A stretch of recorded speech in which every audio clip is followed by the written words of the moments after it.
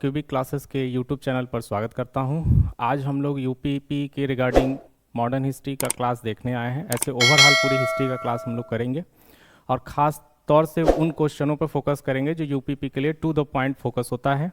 उतना ही पढ़ने के बाद यूपीपी के सारे क्वेश्चंस आप मॉडर्न हिस्ट्री से लेकर एंशिएंट और मिडवल तक का सॉल्व कर सकते हैं।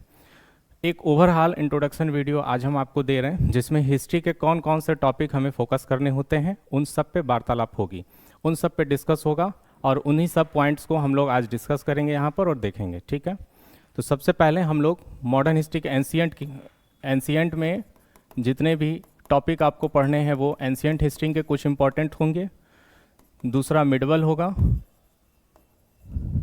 तीसरा मॉडर्न हिस्ट्री होगा।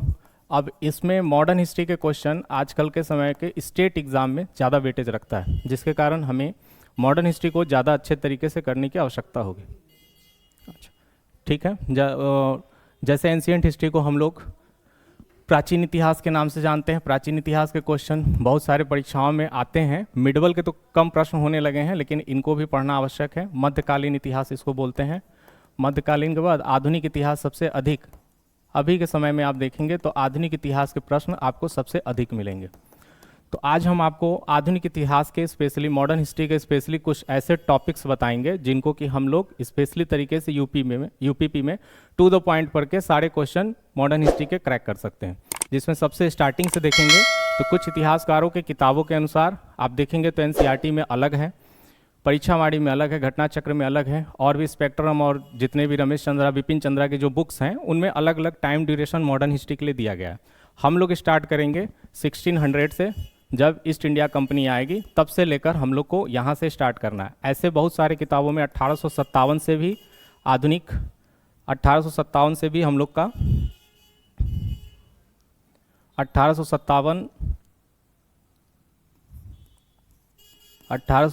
को ही मॉडर्न हिस्ट्री का स्टार्टिंग पॉइंट माना गया है। कुछ को 1600 से माना गया है। और परीक्षावाणी स्पेशली में देखेंगे, परीक्षावाणी की जो मॉडर्न हिस्ट्री की बुक है वो भी बहुत स्टूडेंट उसको प्रीफर करते हैं आरओ और बहुत सारे एग्जाम्स के लिए। यूपीपी के लिए भी सफिशिएंट है वो। उसमें अगर आप देखेंगे तो उसमें आप 1885 जब कांग्रेस की स्थापना होती है तब से है। ओवरऑल देखना है हमें कि किस किस पॉइंट से किस किस तरीके के मॉडर्न हिस्ट्री के क्वेश्चन प्रीवियस ईयर में आए हैं, उतना ही टू द पॉइंट पढ़ना पड़ेगा क्योंकि बहुत लेंदी सिलेबस है।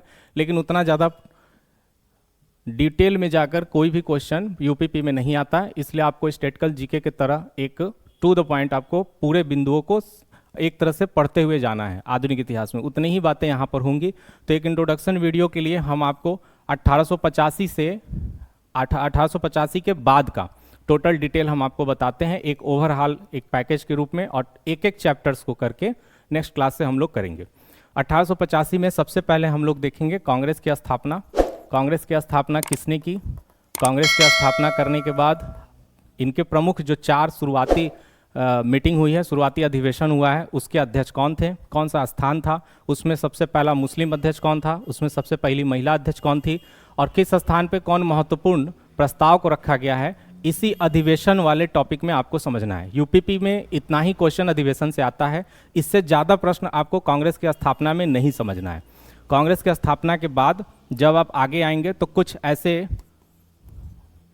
ऐसे पॉइंट्स हैं, जैसे सबसे बड़ा जो आपके सभी एग्जाम में लगभग पूछता, स्थापना और अधिवेशन के अलावा बंगाल विभाजन सबसे बड़ा, इसके बाद आपको पॉइंट मिलेगा। अब बंगाल विभाजन में आपको क्या पढ़ना है और क्या यूपीपी के रिगार्डिंग रखना है ये भी ध्यान है। बहुत ही बड़ा लेंदी सिलेबस है, बंगाल विभाजन बहुत ही बड़ा टॉपिक है। इसमें केवल ये आपको देखना है कि कब इसका प्रस्ताव आया, किस जगह से ये प्रारंभ हुआ, और कौन कौन ने इनका विरोध किया, और कौन कौन ऐसे इतिहासकार हैं जो भारतीय होने के बावजूद इसका समर्थन करते हैं। इसके बाद 1905 के बाद 1906, 1907, 1909, 1916, ये कुछ ऐसे पॉइंट्स हैं जिनको अच्छे तरीक़ा से गांधी एरा के पहले आपको अच्छे तरीक़ा से पढ़ना पड़ेगा। गांधी जब आ जाएंगे तो उनके सारे जो भी आंदोलन हुए हैं, जो भी उनके मूवमेंट्स हैं, उन सारे मूवमेंट्स को आपको अच्छे तरीके से करना होगा। गांधी के आने के पहले ये सबसे इंपॉर्टेंट पॉइंट हैं जो वनडे एग्जाम में अधिकतर बार पूछा जाता है, और स्टैटिकल जीके के रूप में केवल एक एक ऐसे नाम, संस्थाओं के नाम, नेताओं के नाम यही पूछा जाता है। तो उसी को हमें टू द पॉइंट पढ़ना है। इसमें मुस्लिम लीग की स्थापना आप देखेंगे 1906 में। मुस्लिम लीग की स्थापना, इसका जो सबसे प्रमुख नेता उभर के आएगा भारतीय राजनीतिक में उस समय के आधुनिक इतिहास में आप देखेंगे तो जिन्ना आएंगे, और जिन्ना का महत्वपूर्ण रोल होता है भारत के स्वतंत्रता आंदोलनों में, उसको भी हम लोग देखेंगे। 1907 में सूरत का अधिवेशन सबसे इंपॉर्टेंट है। सूरत का अधिवेशन आप देखेंगे 1907 में।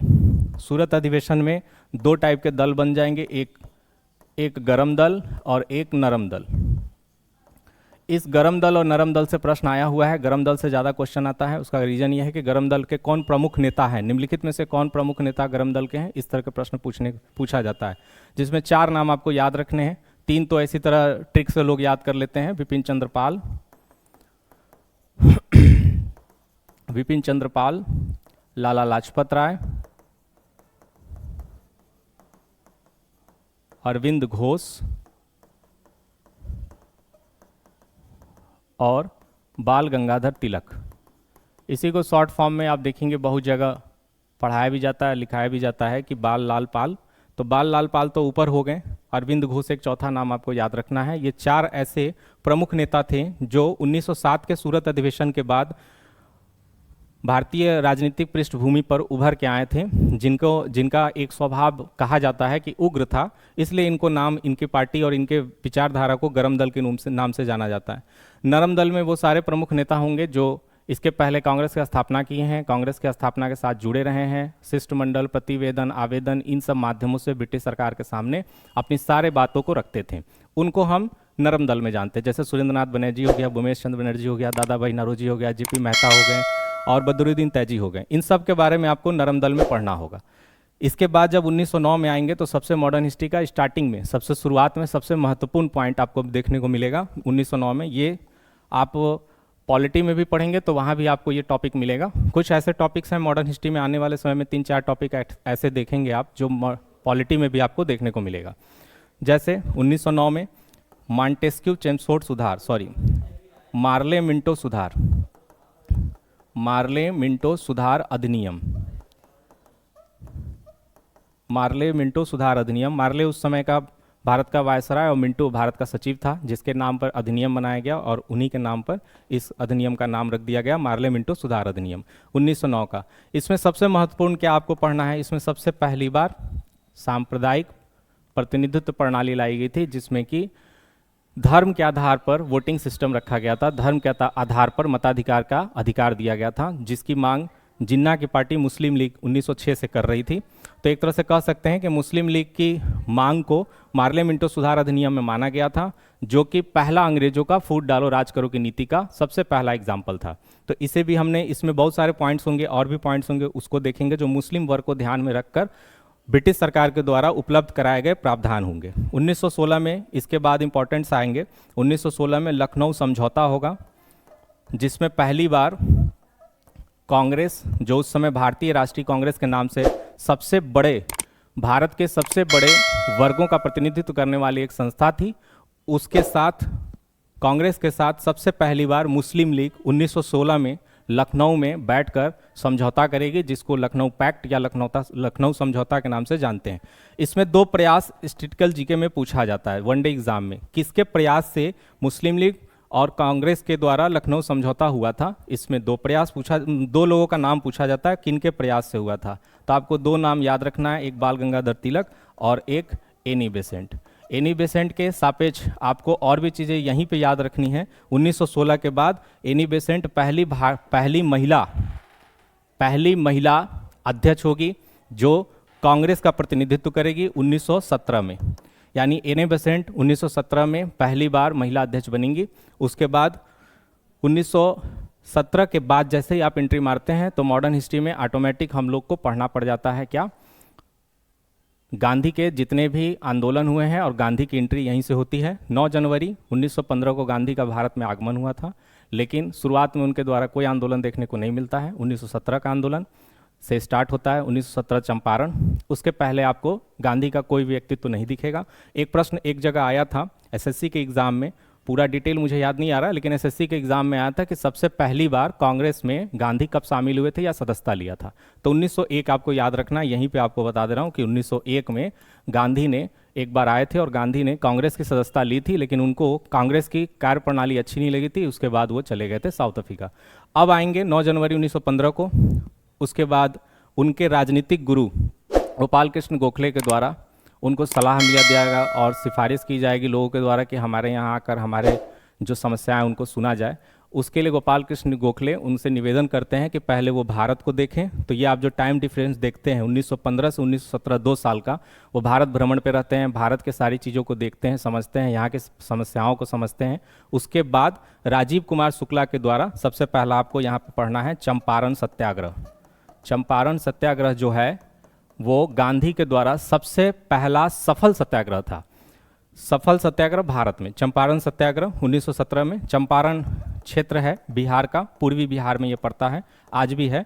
1917 में किसके द्वारा चंपारण इनको बुलाया गया था, यही क्वेश्चन आपके वनडे एग्जाम में आता है। तो राजकुमार शुक्ल उसका नाम था, बिहार का नेता था जिसको राजकुमार शुक्ल के द्वारा गांधी को सबसे पहली बार चंपारण आमंत्रित किया गया था और वहाँ पर जाकर इन्होंने वहाँ के किसानों की बात को सुना था और नील की खेती से समस्या संबंधित थी। ये सारा हम चंपारण में हम लोग पढ़ेंगे तो पूरा डिटेल देखेंगे। इसके बाद 1918 खिलाफत आंदोलन है जो सबसे इंपॉर्टेंट है। खिलाफत आंदोलन के बाद 1919, 1920 बाल गंगाधर तिलक के मृत्यु के दिन 1 अगस्त 1920 को हम लोग असहयोग आंदोलन देखेंगे। असहयोग आंदोलन समाप्त होता है 1922 में। इसी क्रम में बढ़ते हुए 22 में जब वापसी हो जाएगी उनकी, असहयोग आंदोलन वापस ले लिया जाएगा गांधी के द्वारा। तो एक तरह से पहला फूट कहा जाता है, एक अच्छे वर्ग में जो कांग्रेस के अच्छे नेता थे उनके बीच में फूट पड़ेगी, जिसमें मोतीलाल नेहरू और चित्तरंजन दास भारतीय राष्ट्रीय कांग्रेस से अलग हो जाएंगे और अपनी एक पार्टी स्वराज पार्टी का गठन करेंगे इलाहाबाद में 1923 के आसपास में। इसी क्रम में आप बढ़ते हुए आगे जाएंगे तो 23 के बाद 24, 25, 26 ये 3 साल आपको आधुनिक इतिहास में कुछ भी ऐसा पॉइंट देखने को पढ़ने को नहीं मिलेगा जो कि आपके परीक्षा के संबंध में उपयोगी हो। 27 में साइमन कमीशन आएगा, 28 में रिपोर्ट प्रस्तुत करेगा, फिर उसका विरोध 29 और 30 में होगा। इसी क्रम में बढ़ते हुए गोलमेज सम्मेलन होगा 1930, 31, 32, ये 3 गोलमेज सम्मेलन आपको अच्छे से पढ़ने हैं। उसके बाद 1935 में आ जाएगा भारत शासन अधिनियम। भारत शासन अधिनियम ब्रिटिश सरकार का भारत में अंतिम अधिनियम था जिसके 250 से ज़्यादा अनुच्छेद आपके भारतीय संविधान में भी शामिल किए गए। जब आप पॉलिटी पढ़ेंगे तो उसमें डिटेल आपको बताया जाता है। उसके बाद 1937 में पहला प्रांतीय चुनाव होता है भारत में, उसके बारे में पढ़ेंगे। फिर 1940 में अगस्त प्रस्ताव, 1939 में व्यक्तिगत सत्याग्रह और फिर सबसे बड़ा टॉपिक पूरे मॉडर्न हिस्ट्री में जिससे कि लगभग हर स्टेट एग्जाम के क्वेश्चंस बनते हैं, भारत छोड़ो आंदोलन 1942। 1942 के बाद आप देखेंगे तो भारत में राजनीति आज़ादी और स्वतंत्रता के प्रति पूरी तरह से एक तरह से झुकता हुआ आपको दिखेगा, जिसमें सफलता आपको आराम से देखने को मिलेगी। और 1946 में कैबिनेट मिशन का जो कैबिनेट मिशन की सिफारिश होगी उसके आधार पर संविधान सभा का गठन होगा और भारत आपका 1947 15 अगस्त को आज़ाद होगा। यही पूरा डिटेल आपको पढ़ना है, जिसमें कुछ पॉइंट्स ऐसे हैं जो इसमें आपको अभी मैंने लिखा है, कुछ फैक्ट्स आपको देते हुए चलूँगा जिस फैक्ट्स को आपको अच्छे से तैयार करते हुए समझते हुए चलना है।